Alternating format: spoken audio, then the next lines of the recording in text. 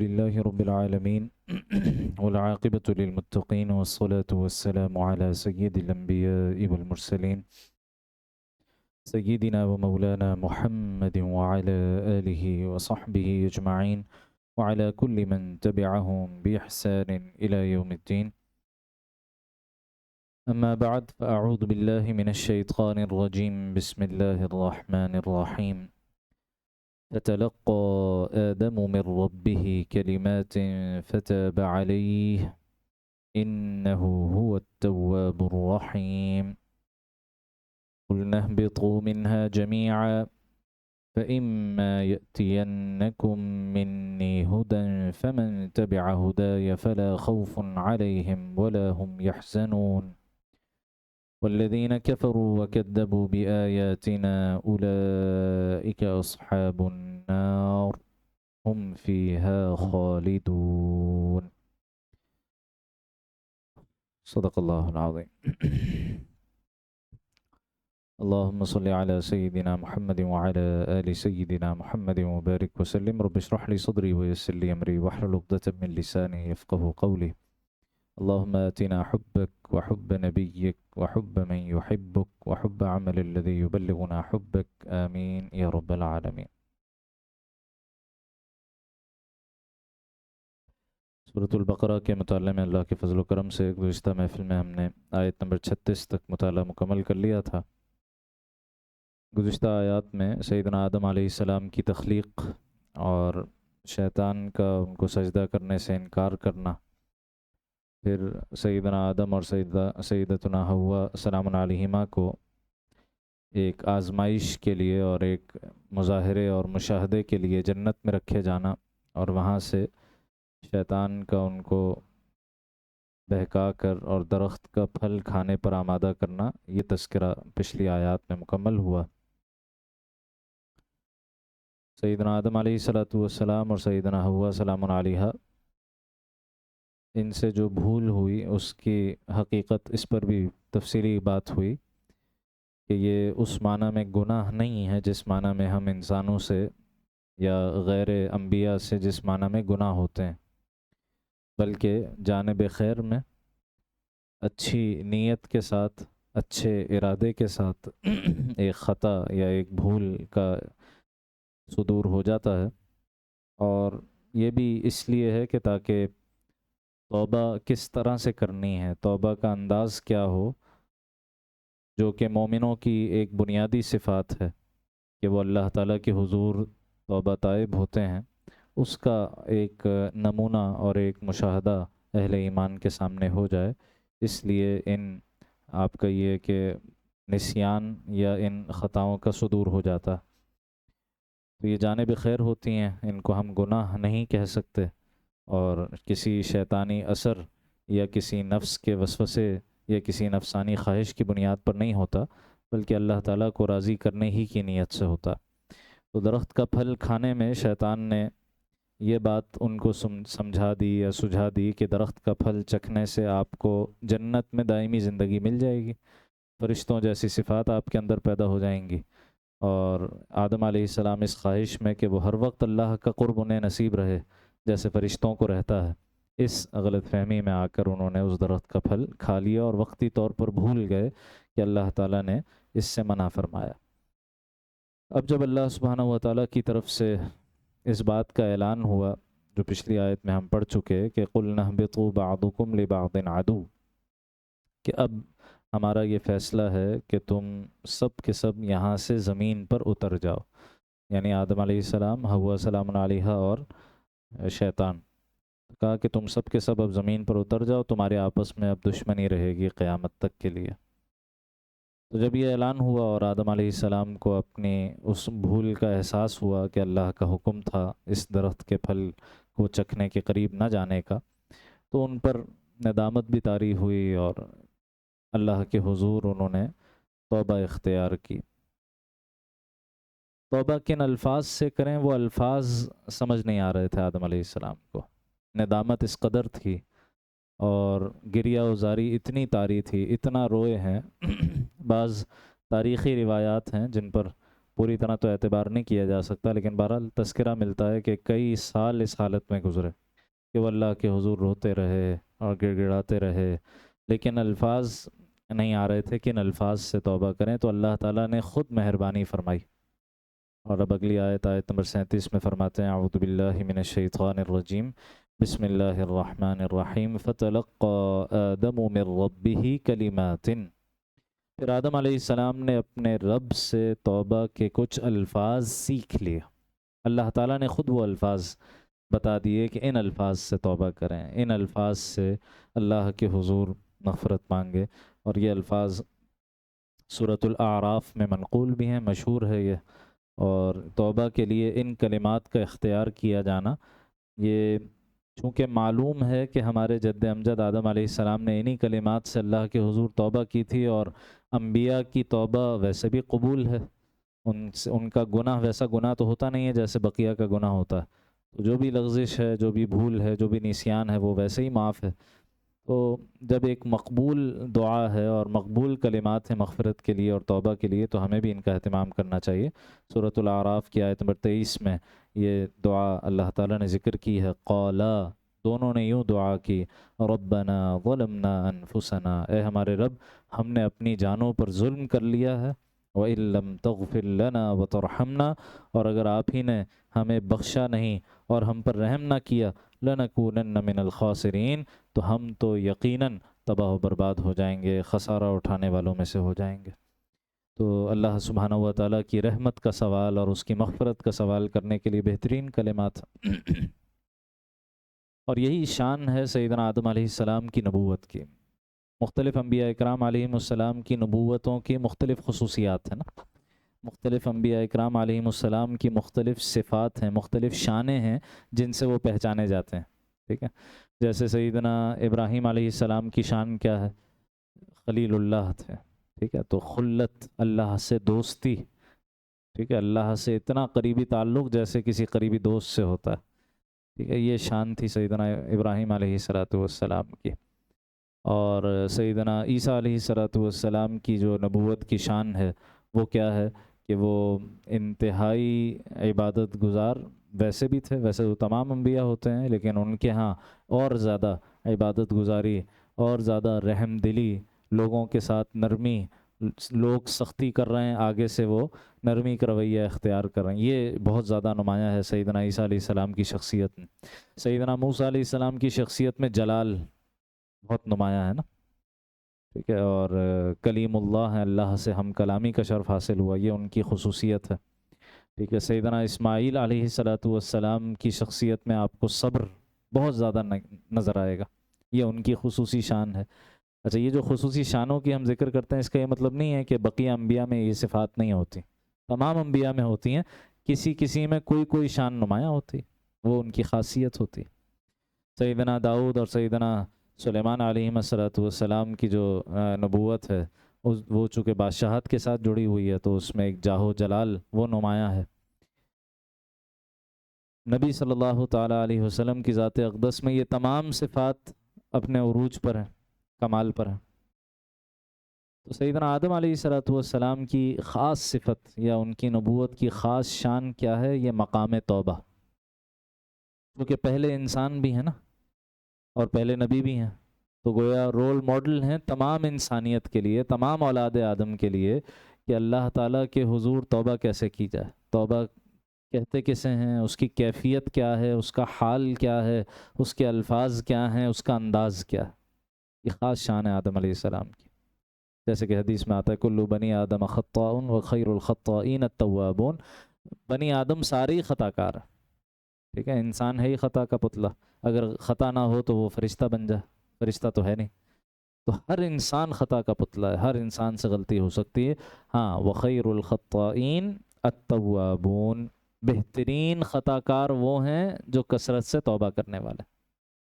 اس لیے اہل ایمان کی جہاں صفات ذکر ہوتی ہیں قرآن مجید میں، اکثر مقامات پر اس صفت کو نمایاں کیا جاتا، جیسے سورہ توبہ میں آیت نمبر 111 اور 112 میں اللہ سبحانہ و تعالیٰ نے اپنے نیک بندوں کا تذکرہ فرمایا کہ جو ख़ास तौर पर चूँकि सूरह तौबा में ग़ज़वा तबूक जो आखिरी बड़ा ग़ज़वा था नबी सल्लल्लाहु अलैहि वसल्लम की हयात तय्यबा का, उसका तज़किरा है। तो जिहाद के पस मंज़र में जिहाद व क़िताल पर तरग़ीब भी है, और माल और जान अल्लाह के हुज़ूर बेच कर जन्नत कमाने का तज़किरा भी है 111 में। फिर आयत नंबर 112 में सूरह तौबा में, अगली आयत में इनकी सिफ़ात बयान हुई। ये कौन लोग हैं? 9 सिफ़ात ज़िक्र हुई, और आगाज़ कहाँ से होता है? अत्ताइबून, कसरत से तौबा करने वाले। तो अल्लाह के मकबूल बंदों की सिफ़ात का आगाज़ यहाँ से हो रहा है कि वो कसरत से तौबा करने वाले। तौबा कहते किसे हैं? ताब यतूबु तौबन लुग़वी तौर पर कहते हैं पलटने को, लौटने को। ठीक है। और इमाम ग़ज़ाली अलैहि रहमा इसकी तफसील में ये बात अर्ज़ करते हैं कि तौबा 3 चीज़ों का मजमुआ है। तौबा 3 चीज़ों का मजमुआ है। नंबर 1 हाल है, एक कैफियत है, स्टेट ऑफ बीइंग है, एक इमोशन है, एक एहसास है, एक फीलिंग और एक जज्बा है। और वो स्टेट ऑफ बीइंग, वो हाल, वो कैफियत किस शय की है? नदामत, शर्मिंदगी। आदमी इस बात का तसव्वुर करे मैंने किस ज़ात की नाफरमानी की है, किस ज़ात की नाफरमानी। वो ज़ात जो जिसने मुझे ज़िंदगी बख्शी, जिसने मुझे ये जिस्म और जान अता की, जिसने मुझे दुनिया की हर नेमत अता कर रखी है। व इन तउद्दू निअमतल्लाहि ला तुहसूहा, अल्लाह की नेमतों को शुमार करना चाहो नहीं कर सकते। मैंने उस ज़ात का हुक्म तोड़ा है, उस ज़ात की नाफरमानी की।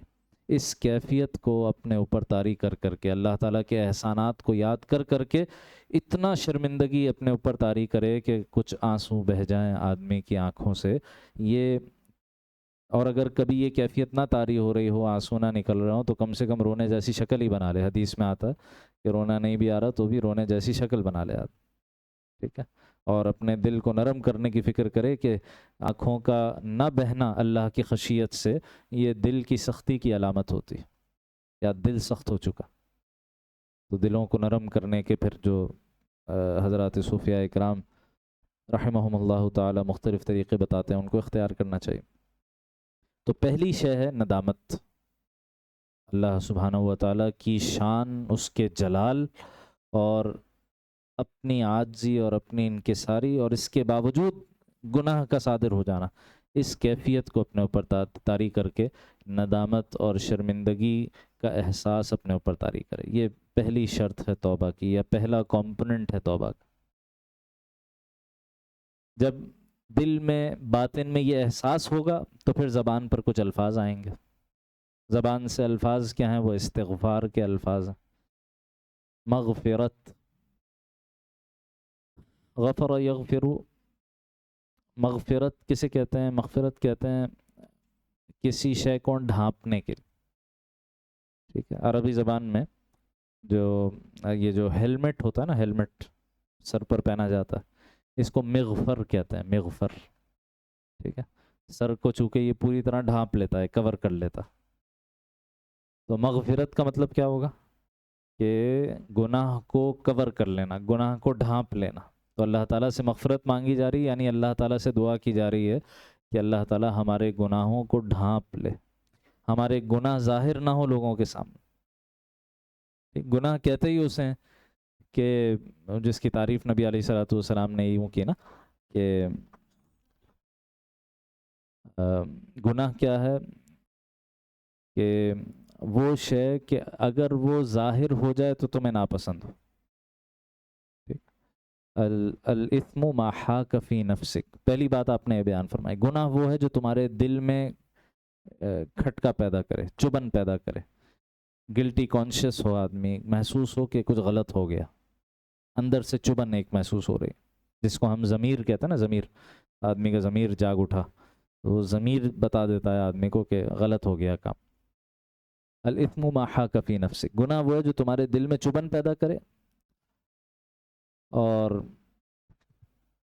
तुम इस बात को नापसंद करो, व तख़ाफ़ु अन यख़शुफ़ अन्नास, कि तुम्हें यह बात नापसंद हो कि वो लोगों के सामने ज़ाहिर हो जाए।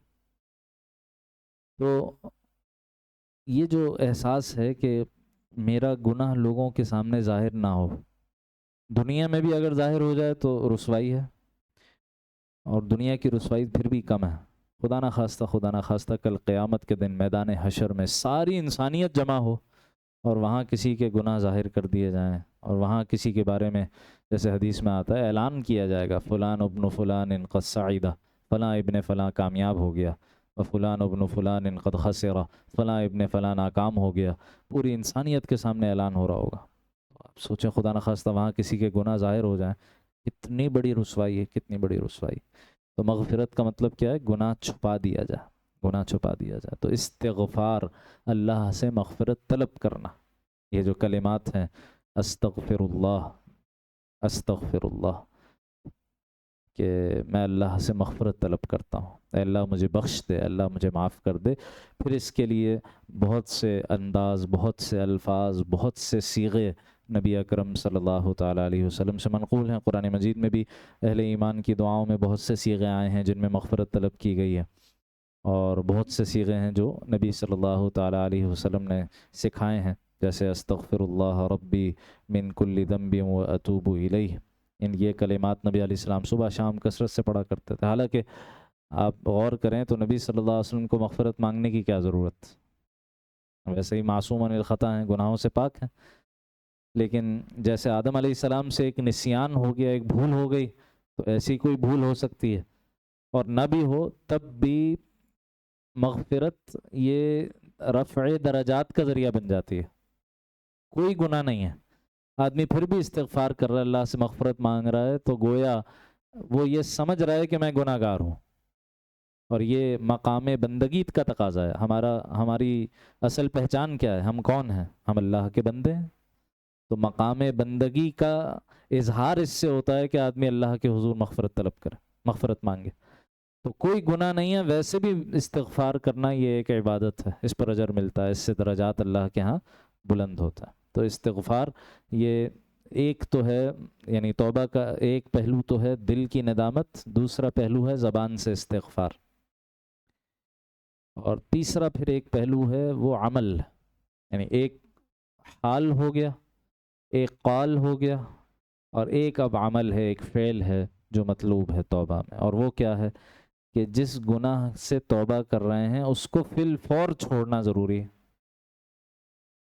یہ نہیں کہ بس اس دفعہ کر لوں پھر توبہ کر لیں گے، بس اس دفعہ یہ آخری، یہ ایسا حربہ ہوتا ہے جو شیطان پٹی پڑھاتا ہے، اور پھر وہ آخری کبھی ہوتا ہی نہیں ہے۔ اس کا تذکرہ سورہ یوسف میں ہے نا، جب یوسف علیہ السلام کے جو 10 بڑے بھائی تھے ستیلے، وہ آپس میں مشورہ کر رہے تھے کہ بھئی کیا کریں، یہ یوسف یہ ہر وقت باپ کی نظروں میں رہتا ہے، وہ ہر وقت اس کو اپنی گود میں بٹھائے رہتے ہیں، ہر وقت اس کو جو ہے وہ اپنے قریب رکھتے ہیں، ہماری طرف کوئی توجہ ہی نہیں ہوتی، سارے گھر کے کام ہم کرتے ہیں، ساری معاشی ذمہ داری ہم نے سنبھالی ہوئی ہے، اور ساری توجہ ہے وہ چھوٹے کو مل رہی ہے، حسد میں مبتلا ہو گئے۔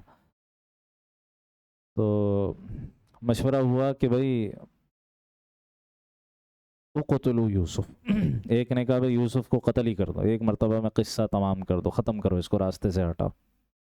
دوسرے نے کہا او اطرحوہ ارضا، اس کو کسی دور کی زمین میں پھینک کر آ جاؤ تاکہ واپس نہ آ پائے۔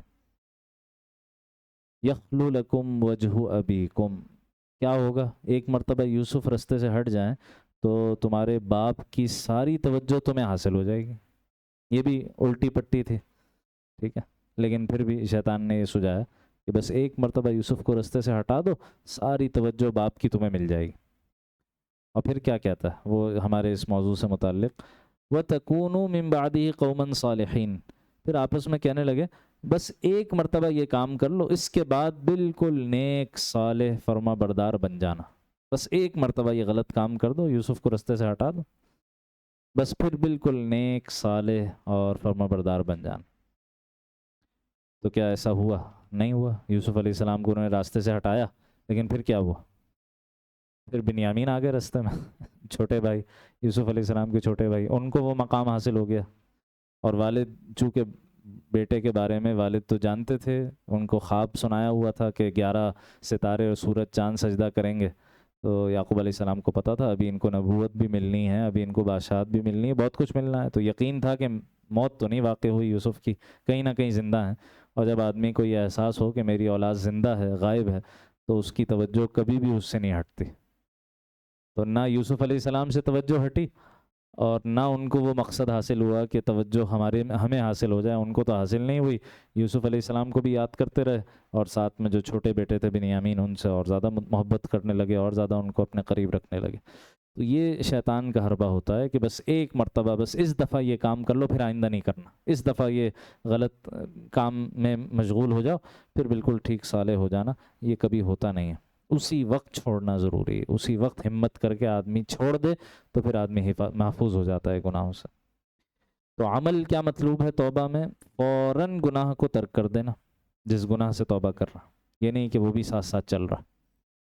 اور اگلی بات یہ، جیسے سیدنا علی رضی اللہ تعالیٰ عنہ سے منقول ہے کہ جتنی لذت گناہ میں حاصل کی ہے، اب اتنی مشقت نیکی میں حاصل کرو، اتنی مشقت نیکی میں اٹھاؤ، اتنا اپنے آپ کو تھکاؤ نیکی میں۔ کیوں؟ سورہ ہود کی آیت نمبر 114 میں ایک اصول بیان ہوا ہے، ان الحسنات یذہبن السیئات، بے شک یہ جو نیکیاں ہیں نا، یہ برائیوں کو دور کر دیتی ہیں۔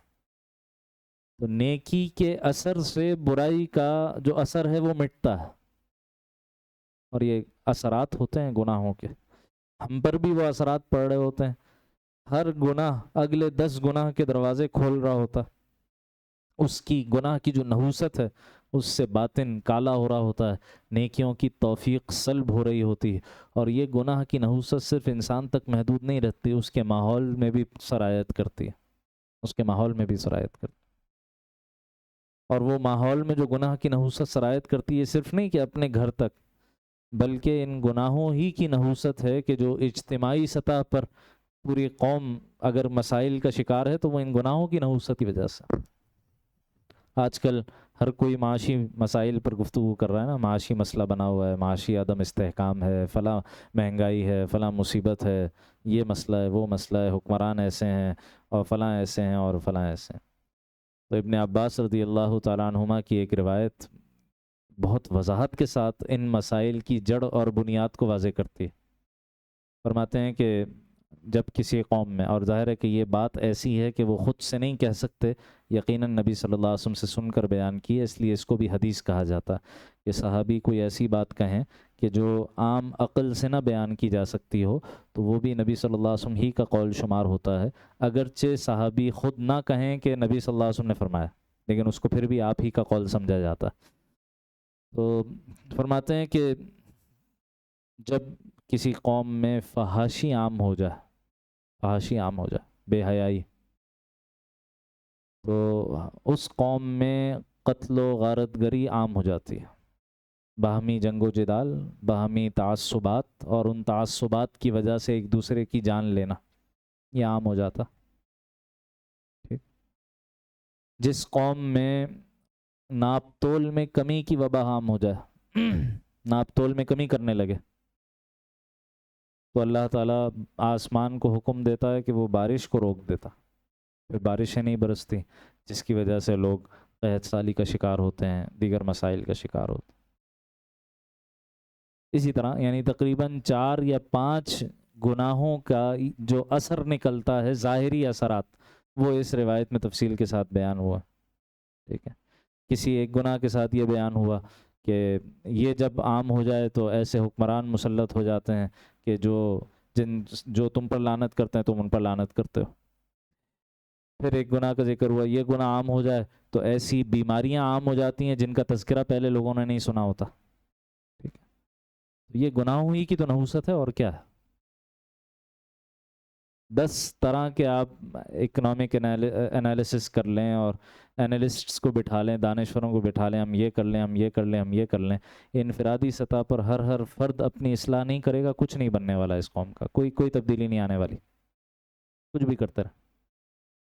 اللہ سبحانہ و تعالیٰ کی رحمت سے حالات تبدیل ہونے ہیں نا، تو اللہ کی رحمت کو قریب کرنے والے اعمال اختیار کریں گے، اور اللہ کی رحمت کو دور کرنے والے اعمال سے اپنے آپ کو بچائیں گے، تبھی حالات تبدیل ہوں گے، ورنہ تو نہیں ہو سکتا، کچھ بھی کر لے آپ۔ تو کسی اور کو کوسنے کے بجائے ہر شخص اپنی اصلاح کی فکر کرے، اپنے ماحول کی اصلاح کی فکر کرے، اپنے ارد گرد کی اصلاح کی فکر کرے، اسی سے تبدیلی آنی ہے۔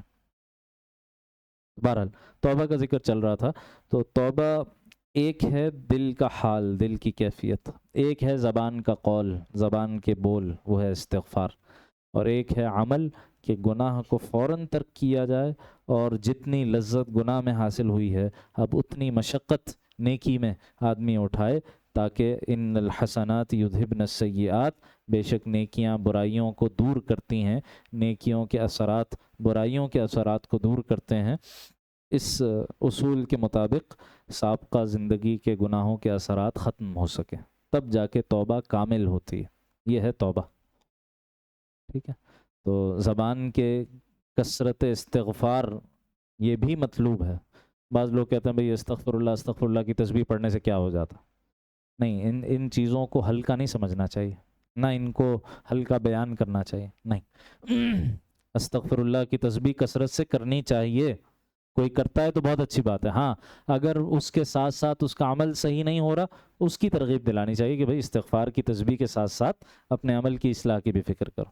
تو کثرت استغفار یہ مطلوب ہے، اور اس کے ساتھ ساتھ اعمال کی اصلاح، اس سے توبہ مکمل ہوتی ہے۔ ایسی توبہ اگر کوئی کرے اللہ کے حضور تو اللہ سبحانہ و تعالی خوب خوب قبول فرمانے والے ہیں ایسی توبہ کو۔ تو کہتے ہیں فَتَلَقَّى آدَمُ مِن رَبِّهِ كَلِمَاتٍ، پھر آدم علیہ السلام نے اپنے رب سے توبہ کے کچھ الفاظ سیکھ لیے جس سے انہوں نے توبہ کی۔ فَتَابَ عَلَيْهِ، چنانچہ اللہ نے ان کی توبہ قبول کر لی۔ إِنَّهُ هُوَ التَّوَّابُ الرَّحِيمُ، بے شک وہی ہے جو التواب ہے۔ تواب فعال کے وزن پر مبالغے کا صیغہ ہے، بہت زیادہ توبہ قبول فرمانے والا۔ اللہ تعالیٰ کو یہ توبہ کتنی پسند ہے۔ التواب ہیں اللہ، ٹھیک ہے۔ تاب یتوب توبن جب بندے کے لیے آتا ہے تو مطلب ہوتا ہے گناہ سے نیکی کی طرف لوٹنا، ٹھیک ہے، گناہ سے نیکی کی طرف لوٹنا۔ یہی لفظ تاب یتوب توبن جب اللہ تعالیٰ کے لیے استعمال ہوتا ہے تو اللہ تعالیٰ کا رحمت کے ساتھ بندے کی طرف متوجہ ہونا، یہ مطلب ہوتا۔ اور تواب بہت زیادہ توبہ قبول کرنے والا، بہت زیادہ نظر کرم فرمانے والا، بہت زیادہ رحم فرمانے والا۔ التواب اور الرحیم، اور الرحیم یہ بسم اللہ الرحمن الرحیم میں بھی گزرا، سورہ فاتحہ میں بھی گزرا، صفت مشبہ کا صیغہ ہے جس کے معنی ہے دوام کے ساتھ، تسلسل کے ساتھ رحمت فرمانے والا، تسلسل اور دوام کے ساتھ رحمت فرمانے والا۔ اللہ سبحانہ و تعالیٰ کو بندے کی یہ توبہ، بندے کا پلٹنا گناہ سے اس کی ذات کی طرف اور نافرمانی سے فرما برداری کی طرف، یہ کتنا پسند ہے، اس کا تذکرہ حدیث مبارکہ میں ملتا۔ ایک حدیث مبارکہ میں آتا ہے کہ اگر تم گناہ کرنا ہی چھوڑ دو، ٹھیک ہے، یہ روایت ذرا حساس ہے اس نوعیت میں کہ اگر اس کا غلط مفہوم لیا جائے تو پھر گناہوں کی طرف آدمی مزید مائل ہونے کا امکان ہوتا ہے، اس لیے ذرا حساس نوعیت کی روایت ہے۔ ایک ڈسکلیمر اس کے ساتھ بیان ہوتا ہے کہ اس روایت میں گناہ کرنے کی ترغیب نہیں دی جا رہی، بلکہ اللہ کو بندے کی توبہ کتنی پسند ہے وہ بیان ہو رہا ہے، ٹھیک ہے۔ تو کیا فرمایا کہ اگر تم ایسے ہو جاؤ کہ تم گناہ کرو ہی نہ، تو اللہ تمہیں بدل دیں گے ایسی مخلوق سے جو گناہ کرے اور پھر توبہ کرے، ٹھیک ہے۔ تو اس میں گناہ کرنے کی ترغیب نہیں ہے، اس میں توبہ کی ترغیب دی جا رہی ہے۔ ایسا تو ہو نہیں سکتا کہ انسان ایسا ہو جائے کہ اس سے گناہ نہ ہو، گناہ تو ہوں گے، تو گناہ ہو تو پھر توبہ کرنا کثرت سے ہی اللہ کو اتنا پسند ہے۔ اسی طریقے سے آپ علیہ الصلوۃ والسلام نے ایک تشبیہ اور ایک مثال کے ذریعے سے اس بات کو واضح کیا۔ عرب میں صحراؤں میں سفر بہت ہوتا تھا، اور صحرا کا سفر بڑا خطرناک ہوتا تھا اس اعتبار سے کہ اگر چونکہ صحرا میں متعین ایک رستہ نہیں ہے نا، بیچ میں کوئی سڑک تو ہے نہیں، کوئی مائل سٹونز تو ہے نہیں کہ آپ ان کو فالو کرتے کرتے پہنچ جائیں اپنی منزل تک۔ صحرا میں مسئلہ کیا ہے، رستے میں ریت کے ٹیلے ہیں، اور ذرا سی ہوا چلے تو ریت کے ٹیلے ادھر سے ادھر ہو جاتے ہیں، ریت اڑتی ہے تو پوری فارمیشن تبدیل ہو جاتی، سینڈ ڈیونز کی پوری فارمیشن صحرا میں بدل جاتی۔ تو صحرا میں گم ہونا بہت آسان ہے، اور صحرا میں گم ہونے کا مطلب کیا ہے؟ سیدھا سیدھا مطلب موت ہے، کیونکہ آپ کو وہاں نہ کھانے کا کوئی انتظام ہے، نہ پانی کا کوئی انتظام، کچھ بھی نہیں ہے نا، تو سیدھا سیدھا مطلب موت۔ تو آپ علیہ الصلوۃ والسلام نے اس کانٹیکسٹ میں ایک مثال بیان فرمایا۔ آپ نے فرمایا کہ اللہ تعالیٰ کو توبہ کتنی پسند ہے بندے کی، اس بندے کی طرح جو بندہ اپنے ساز و سامان کے ساتھ کسی اونٹ پر سوار ہو اور صحرا میں سفر کر رہا ہو، تھوڑی دیر کے لیے رستے میں آرام کے لیے وہ اونٹ سے اترتا ہے اور کسی درخت کے سائے تلے لیٹتا ہے، اس کی آنکھ لگ جاتی ہے، جب آنکھ کھلتی ہے تو کیا دیکھتا ہے کہ سامنے سے اونٹ غائب، سامنے سے اونٹ غائب، اسی اونٹ پر اس کا کھانے کا سامان، اسی اونٹ پر اس کے پینے کا سامان، اسی اونٹ پر اس کے ساری دیگر ضروریات کا سامان۔ وہ ادھر ادھر پھرے، مارے مارے پھرے، اس کو کہیں اونٹ نہ ملے، بالآخر زندگی سے مایوس ہو کر وہ آ کر اسی درخت کے نیچے دوبارہ لیٹ جاتا کہ بس اب موت کا ہی انتظار ہے، اب تو کچھ نہیں ہو سکتا، چاروں طرف ڈھونڈ لیا، دور دور تک ڈھونڈ لیا، کہیں اونٹ نظر نہیں آ رہا۔ اسی مایوسی میں اس کی پھر دوبارہ آنکھ لگ جاتی ہے۔ اب جب دوبارہ آنکھ کھلتی ہے پیاس کی شدت سے یا ویسے ہی آنکھ کھلتی ہے تو دیکھتا ہے کہ اونٹ سامنے موجود ہے۔ اب یہ جو اونٹ نظر آیا یہ کیا ہے؟ یہ زندگی، نئی زندگی کی علامت ہے نا، نئی زندگی مل گئی اسے، وہ تو موت کے انتظار میں لیٹا ہوا تھا، زندگی سے مایوس، اونٹ سامنے دوبارہ مل گیا۔ وہ خوشی میں ایسا آپے سے باہر ہوا، ایسی اس کی زبان پھسلی کہ خوشی میں چلانے لگا، اے اللہ تو میرا بندہ میں تیرا رب۔ الٹا کہنا چاہ رہا تھا، کہنا یہ چاہ رہا تھا، اے اللہ تو میرا رب میں تیرا بندہ، اللہ کے شکر ادا کرنے میں کہ میرا اونٹ مل گیا، لیکن فرط مسرت میں اور خوشی کی انتہا میں اس کی زبان پھسل گئی اور الٹا بول پڑا کہ اللہ تو میرا بندہ اور میں تیرا رب۔ یہ تشبیہ ذکر کرنے کے بعد یا یہ مثال ذکر کرنے کے بعد آپ صلی اللہ علیہ وسلم فرماتے ہیں کہ جتنی اس اونٹ والے کو اپنا اونٹ ملنے پر خوشی ہوئی ہے کہ اس کی زبان پھسل گئی، وہ آپے سے باہر ہو گیا، کچھ کا کچھ کہنے لگا، اس سے زیادہ خوشی اللہ کو ہوتی ہے جب کوئی بندہ گناہ کو چھوڑ کر، گناہ کی زندگی کو ترک کر کے اور اللہ کی طرف رجوع کرتا۔ یہ اللہ تعالیٰ کے ہاں اس توبہ کا مقام اور مرتبہ، یہ منزلت ہے توبہ کی، یہ قدر ہے تو بندے کی توبہ کی۔ انہو هو التواب الرحیم، بے شک وہی تو ہے جو انتہائی معاف فرمانے والا ہے، خوب مسلسل رحم فرمانے والا۔ قُلْنَا اهْبِطُوا مِنْهَا جَمِيعًا، ہم نے کہا اب تم سب کے سب یہاں سے نیچے اتر جاؤ۔ پیچھے بھی آیا تھا وَقُلْنَا اهْبِطُوا بَعْضُكُمْ لِبَعْضٍ عَدُوٌّ، آیت نمبر 36 میں، وہاں ابھی فیصلہ سنایا تھا کہ بس اب فیصلہ ہو گیا کہ اب تم سب نے زمین پر جانا، اب باقاعدہ زمین پر بھیجا جا رہا ہے۔ فَقُلْنَا اهْبِطُوا مِنْهَا جَمِيعًا، بس ہم نے کہا اب تم سب یہاں سے اتر جاؤ زمین پر، اور اب زمین پر زندگی گزارنے کا لاہ عمل وہ کیا ہوگا؟ اس زمین پر زندگی گزارنے کے لیے ایک چیز جو ضروری تھی کہ زمین کو آباد کیسے کرنا ہے، زمین کے وسائل کیسے استعمال کرنے ہیں، وہ تو ذکر ہو گیا پیچھے، ٹھیک ہے۔ وَعَلَّمَ آدَمَ الْأَسْمَاءَ كُلَّهَا، اللہ تعالیٰ نے آدم علیہ السلام کو زمین میں موجود جتنے اسباب اور وسائل ہیں ان کی خصوصیات، ان کے نام، ان کے کریکٹرسٹک سب سکھا دیے بنیادی طور پر۔ تو ایک تو تیاری پہلے ہو گئی تھی کہ زمین کو میں رہنا کیسے ہے، اور ظاہر پیٹ ساتھ لگا ہوا ہے تو معاشی ضروریات کیسے پوری ہوں گی، کھانے پینے کی ضروریات کیسے پوری ہوں گی، یہ تو پہلے ہی سکھا دیا تھا۔ اب کیا چیز سکھائی جا رہی؟ اب زندگی گزارنے کا طریقہ کیا ہے، اب دنیا میں جا کے اصل میں کرنا کیا ہے، لاہ عمل کیا ہے۔ صرف زندگی کو، دنیا کو آباد کرنا تو مقصد نہیں تھا، مقصد تو امتحان لینا تھا نا، کہ دنیا میں بھیج کر دنیاوی ضروریات کے جال میں پھنسا کے اب امتحان لیا جائے کہ یہ اللہ کا حکم پورا کرتا ہے یا نہیں کرتا، ہدایت کو فالو کرتا ہے یا نہیں کرتا۔ چنانچہ اب بتایا جا رہا ہے کہ زندگی کیسے گزارنی ہے، کرنا کیا ہے دنیا میں جا کے۔ فَإِمَّا يَأْتِيَنَّكُم مِّنِّي هُدًى، پھر اگر میری طرف سے کوئی ہدایت تمہیں پہنچے، اور ظاہر ہے کہ وہ ہدایت کیسے پہنچے گی؟ انبیاء اکرام علیہم السلام کے ذریعے سے، آسمانی کتابوں، الہامی کتابوں کے ذریعے سے، وحی کے ذریعے سے، وحی آسمانی کے ذریعے سے۔ فَإِمَّا يَأْتِيَنَّكُم مِّنِّي هُدًى، پھر اگر میری طرف سے کوئی ہدایت تمہیں پہنچے، فَمَن تَبِعَ هُدَايَ، پھر جو لوگ میری ہدایت کی پیروی کریں گے، فَلَا خَوْفٌ عَلَيْهِمْ وَلَا هُمْ يَحْزَنُونَ، ان کو نہ کوئی خوف ہوگا نہ وہ کسی غم میں مبتلا ہوں گے۔ یہ جو الفاظ قرآن مجید میں بار بار آتے ہیں نا، فلا خوف علیہم ولا هم یحزنون، نہ ان پر کوئی خوف ہوگا نہ وہ غمگین ہوں گے، علماء فرماتے ہیں یہ اصل میں یہ کیفیت اپنے درجہ کمال میں، اپنے درجہ اتمام میں صرف جنت میں ملے گی۔ زوال غم اور زوال خوف، غم بالکل ختم ہو جائے، خوف بالکل ختم ہو جائے، یہ اس دنیا میں بھی ممکن نہیں ہے، یہ میدان حشر میں بھی ممکن نہیں ہے، یہ پل صراط پہ بھی ممکن نہیں ہے، یہ صرف اور صرف جنت کے دروازوں سے داخل ہونے کے بعد ممکن۔ ٹھیک ہے، دنیا میں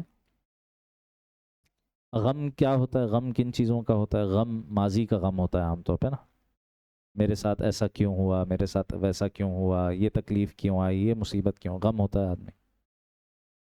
لیکن اگر ایمان واقعتاً ہو اللہ کی ذات پر، اور آدمی کو یہ یقین ہو کہ میرے ساتھ جو کچھ ہوتا ہے وہ خیر کے لیے ہی ہوتا ہے، بظاہر جو چیز مجھے شر نظر آ رہی ہے اس میں بھی میرا کوئی نہ کوئی خیر پوشیدہ ہے۔ مالی نقصان ہو گیا، آدمی پریشان ہے، غم میں مبتلا ہے، یہ نہیں پتا کہ اگر وہ مال میرے پاس رہتا تو عین ممکن ہے کہ میں کسی فتنے میں مبتلا ہو جاتا، اس مال کی وجہ سے کسی اخروی فتنے میں مبتلا ہو جاتا، آخرت میری خراب ہو جاتی، تو اللہ نے وہ آخرت خراب کرنے والا سبب ہی واپس لے لیا۔ ٹھیک ہے، جب ایمان ہوتا ہے کامل اللہ کی ذات پر تو یہ والا غم تو ختم ہو جاتا ہے اسی دنیا میں، لیکن پھر بھی ایک غم رہتا ہے، اور اہل ایمان کو کون سا غم ستاتا ہے؟ وہ گناہوں کا غم ستاتا، سابقہ زندگی میں جو گناہ ہوتے ہیں، اگرچہ آدمی توبہ بھی کر لے لیکن پھر بھی ایک دھڑکا لگا رہتا ہے، ایک غم لگا رہتا ہے کہ مجھ سے یہ کیوں ہوا، اور ایک خوف لگا رہتا ہے مستقبل کے بارے میں کہ پتہ نہیں یہ میری توبہ قبول ہوگی یا نہیں ہوگی، پتہ نہیں میرا یہ جرم معاف ہوگا یا نہیں ہوگا۔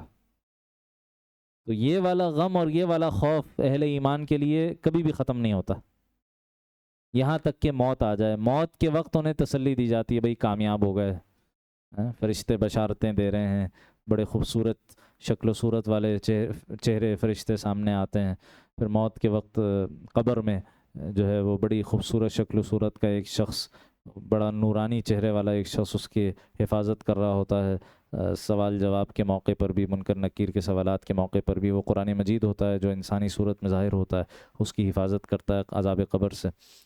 اس وقت ایک تسلی ہو جاتی ہے کہ چلو کامیاب ہو گئے، لیکن جب میدان حشر میں کھڑے ہوں گے پھر وہی خوف دوبارہ تازہ ہو جاتا، وہی غم ستا رہا ہوتا ہے، مجھ سے فلاں گناہ کیوں ہوا تھا، اور پتہ نہیں ابھی میرے ساتھ کیا ہوگا، انجام میرا کیا ہوگا۔ پھر میدان حشر میں جب نام اعمال دیے جائیں گے اور نیک لوگوں کو دائیں ہاتھ میں نام اعمال دیا جائے گا اور اعلان کیا جائے گا فلان ابن فلان قد سعیدہ، فلان ابن فلاں کامیاب ہو گیا، اب پھر تسلی ہو جائے گی تھوڑی دیر کے لیے کہ چلو کامیابی ہو گئی۔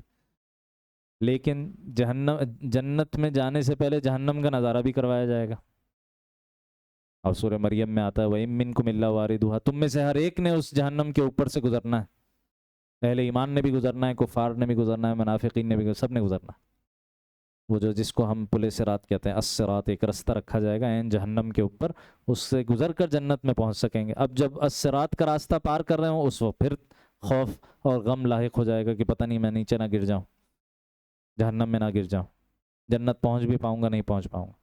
جب جنت کے دروازوں میں داخلہ ہو جائے گا ایک مرتبہ، تو جس کا ایک مرتبہ داخلہ ہو گیا اب کبھی بھی وہاں سے نہیں نکلنا نا، تو گویا اب غم پوری طرح ختم ہو جائے گا، خوف پوری طرح ختم ہو جائے گا۔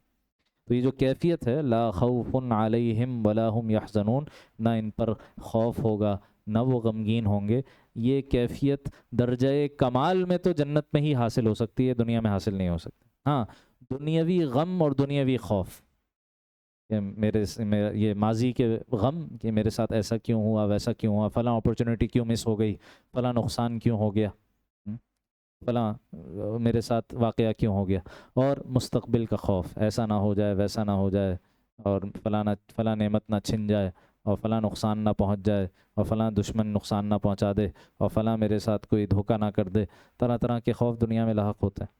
تو دنیاوی غم اور دنیاوی خوف تو اس دنیا میں ختم ہو سکتے ہیں ایمان کی بدولت، اللہ پر توکل اور اللہ پر ایمان کی بدولت، لیکن جو آخرت کا غم اور خوف ہے وہ بہرحال جب تک جنت میں داخل نہیں ہو جاتا آدمی اس وقت تک ختم نہیں ہوتے.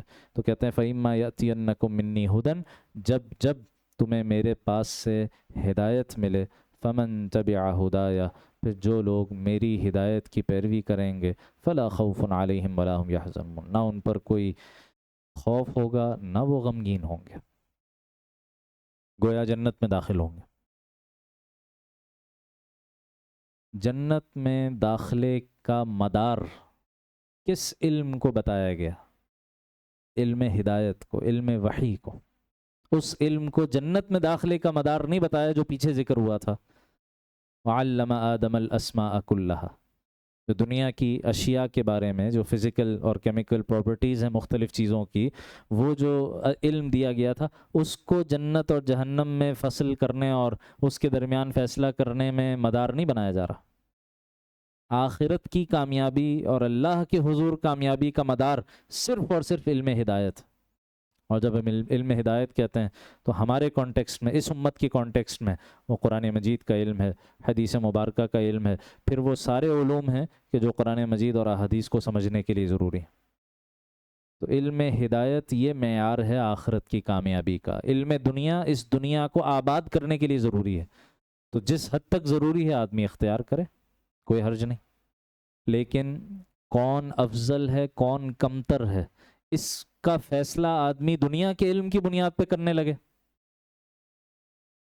کون کامیاب ہے کون ناکام ہے، کون عالم ہے کون جاہل ہے، اس کا فیصلہ دنیاوی علوم کی بنیاد پہ کیا جانے لگے، یہ خود جہالت. آج افسوس ہوتا ہے، یعنی مقام عبرت بھی ہے، عبرت بھی کہہ سکتے ہیں، لمحہ فکریہ بھی کہہ سکتے ہیں ہمارے لیے. آج جب ہم سے پوچھا جاتا ہے کہ بھئی آپ کی تعلیم کیا ہے، مجھ سے اور آپ سے کوئی اگر پوچھے آپ کی تعلیم کیا ہے، تو پوچھنے والے کی مراد کیا ہوتی ہے؟ وہ یہ پوچھ رہا ہوتا ہے کہ آپ نے حفظ کیا ہوا ہے نہیں کیا ہوا، وہ یہ پوچھ رہا ہوتا ہے آپ نے قرآن ناظرے سے پڑھا ہوا ہے یا نہیں پڑھا ہوا، وہ یہ پوچھ رہا ہوتا ہے کہ آپ نے احادیث پڑھی ہوئی ہے یا نہیں پڑھی ہوئی، علم فقہ پڑھا ہوا ہے نہیں پڑھا ہوا. یہ پوچھ رہا ہو نہیں. آپ کی تعلیم سے مراد یہ ہے کہ بھئی آپ نے اسکول کہاں پڑھا ہے، کالج کہاں پڑھا ہے، یونیورسٹی کس یونیورسٹی سے پڑھا ہوا ہے، کہاں کی گریجویشن ہے، کس فیلڈ میں آپ نے ماسٹرز کیا ہوا ہے. تو تعلیم کی ڈیفینیشن ہی تبدیل ہو گئی. اب ذرا ہمارے ساتھ ہوا کیا ہے، خاص طور پر پچھلے دو صدیوں میں، جب سے انگریزوں کی ہم غلامی کر رہے ہیں، تو ہمارے ساتھ کیا میٹامورفوسز ہوا ہے، کیا اندر سے ہم بدل کے رہ گئے ہیں کہ لفظ تعلیم کا مطلب ہی یہ ہو گیا ہے کہ بھئی آپ نے یہ دنیا کے علوم و فنون کتنے سیکھے ہو. حالانکہ تاریخ میں، مسلمانوں کی تاریخ میں، روایتی تہذیبوں میں، ٹریڈیشنل سوسائٹیز میں تعلیم کا مطلب کیا ہوتا تھا؟ تعلیم کا مطلب ہوتا تھا اخلاق، تعلیم کا مطلب ہوتا تھا کردار، تعلیم کا مطلب ہوتا تھا شعور. ٹھیک ہے. اور یہ بقیہ جس کو آج ہم علم کہتے ہیں، یہ سب فنون کہلاتے تھے. فن ہے ایک، ٹھیک ہے، یہ پیسہ کمانے کا ایک ذریعہ ہے.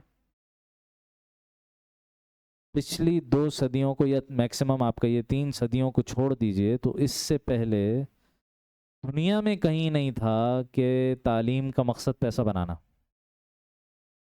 کوئی تعلق ہی نہیں تھا تعلیم کا، پیسے سے کوئی تعلق نہیں ہوتا. بھئی تعلیم کا مقصد ہے انسان بنانا، تعلیم کا مقصد ہے انسان بننا. صحیح؟ انسانی شعور بیدار ہو، اپنے مقصد زندگی سے آدمی متعارف ہو، اپنے اخلاق و کردار میں بہتری لائے، یہ مقصد ہوتا تھا تعلیم کا. یہ تو ہمارے ساتھ پچھلی 3 صدیوں میں یہ حادثہ ہوا ہے کہ تعلیم کو جوڑ دیا گیا پیسے سے. بھئی تعلیم کا مقصد کیا ہے؟ تعلیم حاصل کرو، جاب کرو، پیسے بناؤ. تعلیم کی ڈیفینیشن ہی بدل گئی. اصل تعلیم یہ ہے، اور اس کا پیسے سے کوئی تعلق نہیں. ٹھیک ہے. فَإِمَّا يَأْتِيَنَّكُم مِّنِّي هُدًى، جب میری طرف سے تمہارے پاس کوئی ہدایت پہنچے، فَمَن تَبِعَ هُدَايَ، اصل بات یہ ہے جو میری ہدایت کی پیروی کرتا، فَلَا خَوْفٌ عَلَيْهِمْ وَلَا هُمْ يَحْزَنُونَ، نہ ان پر کوئی خوف ہوگا نہ وہ غمگین ہوں گے. اور ناکامی کا معیار کیا ہے؟ وَالَّذِينَ كَفَرُوا وَكَذَّبُوا بِآيَاتِنَا، وہ لوگ جنہوں نے انکار کیا اور ہماری آیتوں کو جھٹلایا. دونوں میں کیا فرق ہے؟ والذین کفروا بقلوبہم، جن لوگوں نے اپنے دلوں سے انکار کیا، اور وکذبوا بألسنتہم، اور اپنی زبانوں سے جھٹلایا۔ انکار دل سے شروع ہوتا ہے، زبان سے اس کا اظہار ہوتا ہے۔ تو جن لوگوں نے کفر کا ارتکاب کیا اور ہماری آیتوں کو جھٹلایا، اولئک اصحاب النار، یہی لوگ آگ والے ہیں، یہی لوگ جہنم میں جانے والے ہیں، ہم فیہا خالدون، وہاں وہ ہمیشہ ہمیشہ رہیں گے۔ اسی بات میں ایک چند باتیں اضافی کر کے آج کی نشست کو مکمل کر لیتے ہیں۔ پھر یہاں پر چونکہ سورہ بقرہ کی جو ابتدائی 4 رکوعات تمہیدی امور سے متعلق تھے وہ مکمل ہو گئے، آگے پھر بنی اسرائیل سے خطاب کا طویل سلسلہ شروع ہو رہا ہے، اور انشاءاللہ اس سلسلے کو ہم آگے ہی اگلی ہی نشستوں کے لیے اٹھائے رکھتے ہیں۔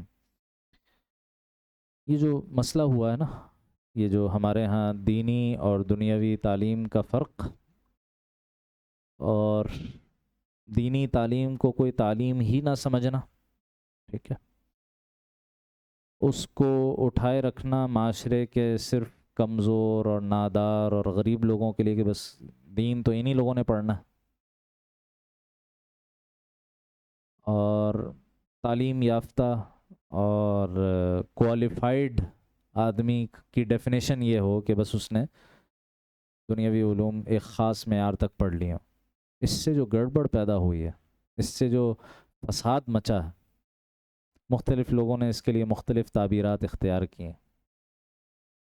ایک صاحب نے ایک آرٹیکل کوٹ کیا، بڑا بڑا معنی خیز جملہ ہے، کسی یہ جو نیو یارک ٹائمز غالباً یہ جو میگزین ہے اس کا کوئی جملہ تھا، کسی نے کہا کہ اب چونکہ مشینی دور آ گیا ہے، ٹھیک ہے، اور انسان کا عمل دخل کم ہوتا چلا جا رہا ہے، اور مسئلہ یہ ہے کہ یہ مشینز بھی جن لوگوں کے ہاتھ میں ہیں وہ بھی گڑبڑ لوگ ہیں، تو اس نے لکھا کہ وہ میزائلز کی مثال دی، ٹھیک ہے، جو ویپنری ہے، تو کہتا ہے we have guided missiles fired by misguided people. ہمارے پاس آج جو ہتھیار آ گئے ہیں وہ لیزر گائیڈڈ ہیں، اب تو اے آئی آ گئی ہے، اے آئی ٹیکنالوجی آ گئی ہے، آرٹیفیشیل انٹیلیجنس، تو پن پوائنٹ آپ جی پی ایس کے ذریعے سے، سیٹلائٹس کے ذریعے سے زمین پر ایک چیونٹی کو بھی آپ مارک کر سکتے ہیں کہ میزائل ہٹ کرے تو اسے ہٹ کرے۔ اس قدر پریسیجن گائیڈڈ بامز اس وقت موجود ہیں، میزائلز موجود ہیں، لیکن ان بامز اور ان میزائلز اور ان ہتھیاروں کو چلانے والے کون لوگ ہیں؟ اکثر مس گائیڈڈ، جو خود ہدایت سے بے بہرا ہیں۔ We have guided missiles fired by misguided people, مسئلہ یہ ہو گیا۔ یہ جو جتنی ترقی ہو رہی ہے دنیاوی علوم میں، کبھی اس پر آپ غور کریں نا، بعض لوگ اپنی سادگی میں کہہ دیتے ہیں بعض باتیں، اور بہت افسوس ہوتا ہے سن کر کے مسلمانوں کے شعوری سطح اس حد تک گر گئی ہے کہ وہ اس طرح کی باتیں بعض لوگ کرنے لگتے ہیں کہ بھئی دیکھیں یہ جتنے علوم میں ترقی ہو رہی ہے نا، سائنس اور ٹیکنالوجی میں جتنی ڈیولپمنٹ ہو رہی ہے، پروگریس ہو رہی ہے، اصل میں تو یہ مسلمانوں کا ورثہ تھا۔ آج سے 1000 سال پہلے، 500 سال پہلے، 800 سال پہلے ان سارے علوم میں مسلمان بہت آگے تھے۔ یورپ ڈارک ایجز میں تھا، مسلمانوں کی یونیورسٹیز تھیں اسپین میں، کورڈوبا میں اور ادھر ادھر، اور وہاں ویسٹ سے، یورپ سے لوگ آ کر علم حاصل کرتے تھے۔ تو ہوا یہ کہ ہم نے اپنا علمی ورثہ یورپ کے حوالے کر دیا اور ہم سو گئے، وہ جاگ گئے، انہوں نے اس میں آگے خوب ترقی کی اور وہ آج یہاں تک پہنچ گئے، اور ہم اس وقت سے سوئے چلے آ رہے ہیں، اس لیے ہم ویسٹ سے پیچھے رہ گئے۔ کم و بیش ہمارا جو پڑھا لکھا طبقہ ہے، جو سو کالڈ پڑھا لکھا طبقہ کہلاتا ہے، ٹھیک ہے، اس کا کم و بیش یہی انالیسز ہوتا ہے کہ مسلمان سو گئے، آج سے 800 سال پہلے، 1000 سال پہلے مسلمانوں کی ترقی کا سفر رک گیا، اور ہم سے یہی ورثہ، اور بعض لوگ تو اس حد تک آگے چلے جاتے ہیں، کہتے ہیں کہ اسی اسلام کی جو خوبیاں ہیں نا وہ ویسٹ نے اپنا لی ہیں، تبھی وہ اتنی ترقی کر رہا۔ ان کی ترقی کا سارا جو مدار ہے وہ قرآنک پرنسپلز پر ہے، تو قرآنک پرنسپلز جب تک مسلمان اس پر عمل کرتا رہے، دنیا کی سپر پاور رہے، وہی قرآنک پرنسپلز ہم نے چھوڑ دیے، ویسٹ نے اختیار کر لیے، تو آج دیکھو وہ دنیا میں کہاں سے کہاں پہنچ گیا۔ تو افسوس ہی کیا جا سکتا ہے ایسے لوگوں کی سوچ اور فکر پر کہ جو یہ نہیں جانتے کہ ویسٹ کی ترقی کی بنیاد کیا ہے، یہ اور جس کو آپ ترقی کہہ رہے ہیں وہ روحانی اعتبار سے، دینی اعتبار سے کس قدر تنزلی ہے، کس قدر گراوٹ، اخلاقی دینی امور میں کتنی گراوٹ ہوئی ہے تو جا کر یہ ترقی حاصل ہوئی ہے جو ویسٹ کو حاصل ہوئی ہے۔ ایک تو اس بات کو نہیں جانتے، اور دوسرا اس بات کو نہیں جانتے کہ یہ جتنی ترقی ہوئی ہے اس کا کوئی تعلق قرآنک پرنسپل سے نہیں ہے۔ یہ ترقی اس وقت ہوئی ہے آج سے 300-400 سال پہلے، جب کہ انسان کی بنیادی تعریف ہی تبدیل ہوئی ہے۔ ویسٹ میں انسان کی تعریف بدل دی گئی۔ وہ انسان جو کسی خدا کی مخلوق پہلے سمجھا جاتا تھا، جب اس خدا کا انکار کر کے انسان کو خدا کی جگہ پر بٹھایا گیا ہے، ٹھیک ہے، تب جا کے یہ ترقی حاصل ہوئی ہے فلسفیانہ طور پر۔ جب انسان کو اس جگہ بٹھایا، ہر طرح کی پابندی، ہر طرح کی رکاوٹ، ہر طرح کی حدود اور قیود کا انکار، جب اس کا انکار ہوا ہے تو پھر رستہ صاف ہے، پھر آدمی جو کوئی رکاوٹ نہیں ہے، پھر جتنی ترقی کرنا چاہے۔ لیکن وہ کس کاسٹ پر ہوا، کس کاسٹ پر ہوا؟ وہ دین اور روح اور تصور آخرت اور تصور خدا، اس کی کاسٹ پر یہ ترقی ہوئی ہے جو مغرب میں آپ کو نظر آ رہی ہے۔ یہ ابھی پچھلے دنوں بھی یہ ڈیبیٹ ہو رہی تھی ہمارے یہاں، آج کل یونیورسٹیز کے سکینڈلز آ رہے ہیں نا، ایک کر کے ایک کے بعد ایک، فلاں یونیورسٹی میں یہ ہو گیا، فلاں یونیورسٹی کے گرلز ہاسٹل میں یہ ہو گیا، اور فلاں جگہ پر یہ ہو گیا، فلاں جگہ پر یہ ہو گیا۔ یہ کیا ہو رہا ہے ہماری یونیورسٹیوں میں؟ ایک عجیب شور شرابہ اٹھا ہوا۔ تو کسی نے طنز کے انداز میں بات کی، لیکن بات واقعی سمجھانے والی اور سمجھنے والی، بڑی پیاری بات کی۔ کہنے لگے بھائی آپ کو پریشانی کیوں ہو رہی ہے؟ یہ سب کچھ اگر ہو رہا ہے یونیورسٹیوں میں، عورتوں کی عزتیں صرف گریڈز کے چکر میں اور صرف اکیڈمکس کے چکر میں ان کی عزتیں پامال ہو رہی ہیں، تو آپ کو پریشانی اس سے کیا؟ آپ نہیں چاہتے کہ آپ کی خواتین بھی اسی طرح ترقی کریں اور آپ کے ہاں بھی حقوق نسواں ویسے ہی ہوں جیسے ویسٹ میں ہیں؟ آپ نہیں چاہتے کہ آپ کا ملک بھی اسی طرح ترقی کرے جیسے ویسٹ نے ترقی کی ہے، امریکہ نے، یورپ نے ترقی کی؟ تو انہوں نے جو ترقی حاصل کی ہے وہ تو اسی طرح حاصل کی ہے، وہاں عورتوں کی عزتیں اسی طرح پامال ہوئی ہیں۔ تو اگر آپ وہی ترقی چاہتے ہیں تو پھر اس پریشانی کیوں ہے اس پر؟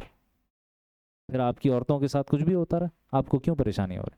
تو طنز کا انداز ہے، لیکن بات سمجھانے والی بات ہے بالکل، کہ اگر ہمیں وہی ترقی چاہیے، وہی سارے مزے چاہیے، یعنی یہاں ہمارے یہاں جو آج کل مہنگائی ہے اور معاشی پریشانی، اس کا کیا حل ہے؟ کہ بھائی ہم نے سائنس ٹیکنالوجی میں ہم پیچھے رہ گئے، تو ہمیں اپنے سارے جو یہ علوم و فنون ہیں ان میں خوب مہارتیں پیدا کرنی ہے، دنیا سے کمپیٹ کرنا ہے ان سارے مہارتوں میں نا۔ اور معاشی آپ کو ترقی کیسے حاصل ہو سکتی ہے اگر آپ کا 50% آبادی کا حصہ گھر میں بیٹھا رہے؟ خواتین تقریباً 50% ہے نا، تو 50% آبادی گھر میں بیٹھی رہے گی تو معاشی پہیہ کیسے تیز چلے گا؟ ان کو نکالو باہر، ان کو بھی معاشی ایکٹیویٹی میں شریک کرو تاکہ ملک خوب ترقی کرے۔ تو جب آپ کو وہی رزلٹ چاہیے ہے جو ویسٹ میں حاصل ہوا ہے تو پھر یہ سب کچھ تو ہوگا، پھر اس میں پریشانی کس بات؟ تو یہ بیوقوفی ہے یہ کہنا کہ ویسٹ نے ہم سے یہ ترقی کے اصول لیے ہیں، اسلام سے یہ ترقی کے اصول لیے ہیں۔ اسلام واقعی اگر اپنی تمام پابندیوں اور تمام احکامات کے ساتھ نافذ العمل رہتا تو اس ترقی کا 10% بھی ممکن نہیں تھا۔ صرف ایک مثال آپ ایٹامک بام کی لے لیں، پہلے بھی میں نے ذکر کی تھی ایک دفعہ، کہ وہ دین جو جنگ کو مہذب بنائے، وہ دین جو یہ کہے کہ جنگ کے دوران آپ نے نہ عورتوں کو شکار کرنا ہے، نہ عورتوں کو نقصان پہنچانا ہے، نہ آپ نے کسی بچے کو ہاتھ لگانا ہے، نہ کسی بھی مذہبی پیشوا جو ہتھیار نہ اٹھائے اس کو بھی ہاتھ نہیں لگانا ہے، صرف اس سے لڑنا ہے جو آپ سے لڑ رہا ہو، جس نے جنگ کو یہ اتنا مہذب بنایا، وہ اس بات کی اجازت دے گا کہ آپ کوئی ایسا ہتھیار بنا لیں کہ جس سے ایک وقت میں ہزاروں، لاکھوں، کروڑوں لوگ ختم ہو جائیں، عام آبادی تباہ ہو جائے؟ اس کی اجازت دے گا ہمارا دین؟ جو یہ کہتا ہے کہ نہ جنگلوں کو کاٹو، نہ درختوں کو کاٹو، نہ کھیتوں کو برباد کرو مفتوحہ علاقوں میں، وہ اجازت دے گا کہ آپ یہ سب کچھ کریں؟ کہتے ہیں بھئی آج تو پاکستان کے پاس بھی ہے۔ تو ایک ہے کہ دشمن نے ایک خاص اپنی اپنا ایک ہتھیار بنا لیا ہے، آپ کو خطرہ ہے، آپ ڈیٹرنٹ کے طور پر اس کو روکنے کے لیے آپ نے بھی وہ مہارت پیدا کر لی. ٹھیک ہے، لیکن کیا یہ پہل مسلمانوں کی طرف سے ہو سکتی تھی اس طرح کے ہتھیار کو ڈیولپ کرنے میں؟ جس نے سب سے پہلے یہ اٹامک بام بنایا تھا اس کی اپنے مینٹل سٹیٹ کا کیا حال ہوا جب اس نے پہلی مرتبہ جب ٹیسٹ ہوا اور اس کے اثرات دیکھے؟ اس کا دماغی توازن خراب ہو گیا اس آدمی کا. یہ کیا ہو گیا؟ اسلام تو کبھی بھی اس کی اجازت نہیں دے سکتا تھا. اب ڈیٹرنٹ کے طور پہ آپ نے رکھا ہوا ہے، لیکن کیا پہل کرنے کی اجازت ہوگی آپ کو؟ لاکھوں کروڑوں آدمیوں کو آپ ایک بٹن کے دبانے سے ختم کر دیں. تو سمجھنا چاہیے، اور اسلام کے کندھے پر کھڑے ہو کر اور ویسٹ کو ترقی کروانا، اس فسانے کو اپنے ذہنوں سے نکالنا چاہیے. اس ترقی کا اسلام سے کوئی تعلق نہیں، اور یہ بظاہر دنیاوی ترقی ہے لیکن روحانی اعتبار سے، دینی اعتبار سے، اخلاقی اعتبار سے حد درجے تنزلی اور گراوٹ. اور اصل ترقی جس کی ہماری دین بات کرتا ہے، اصل پروگریس، اصل ڈیولپمنٹ جس کے ہمارے دین بات کرتا ہے، وہ اسپریچول ہے، وہ روحانی ہے، وہ اخروی ہے، وہ آخرت کے اعتبار سے ہے. ہاں، دنیاوی علوم جس حد تک ضروری ہیں ان کا انکار نہیں ہے، لیکن ان کو اس قدر اپنے اوپر حاوی کر لینا کہ دین کا نقصان ہوتا رہے، دینی اصول پامال ہوتے رہیں، بس کسی طرح ہمیں ترقی مل جائے، کسی طرح ہمارے معاشی مسائل حل ہو جائیں، دین کے کاسٹ پر ہی ہوں تو ہو جائیں، یہ وہ چیز ہے کہ جو کسی مسلمان قوم کو زیب نہیں دیتی. اللہ سبحانہ و تعالی ہمیں اپنے دین کے علوم و فنون سے صحیح معنی میں وابستہ ہونے اور ان جو جدید زمانے کے فتنے ہیں ان فتنوں سے اپنی حفاظت میں اللہ سبحانہ و تعالی ہمیں حفاظت میں رکھے. ہر طرح کے شر سے، ہر طرح کے ذہنی اور فکری اور روحانی شرور سے اللہ تعالی ہمیں محفوظ فرمائے. اقول قولی ھذا واستغفر اللہ لی ولکم ولسائر المسلمین والمسلمات. دعا کر لیجیے. الحمد للہ رب العالمین والصلاة والسلام علی سید الانبیاء والمرسلین سیدنا و مولانا محمد وعلی آلہ وصحبہ اجمعین.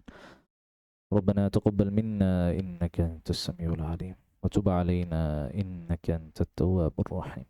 اللهم صل على سيدنا محمد وعلى آل سيدنا محمد وبارك وسلم.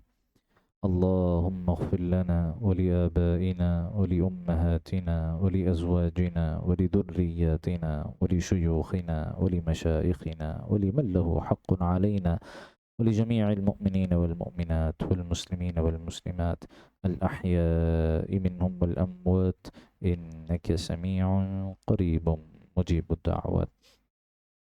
ربنا ظلمنا أنفسنا وإن لم تغفر لنا وترحمنا لنكونن من الخاسرين. ربنا ظلمنا أنفسنا وإن لم تغفر لنا وترحمنا لنكونن من الخاسرين.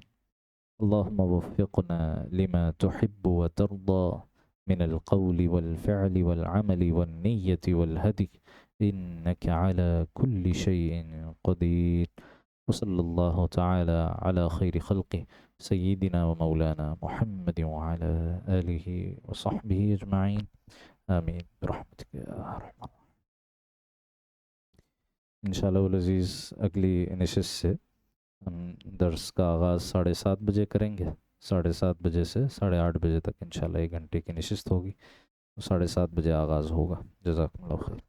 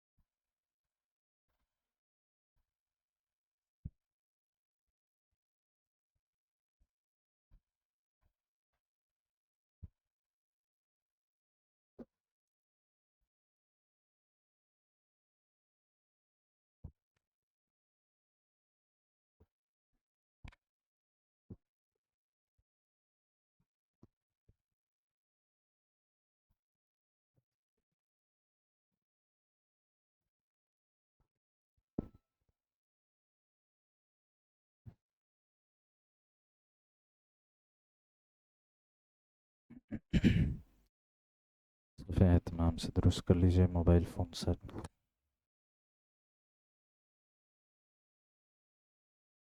اللہ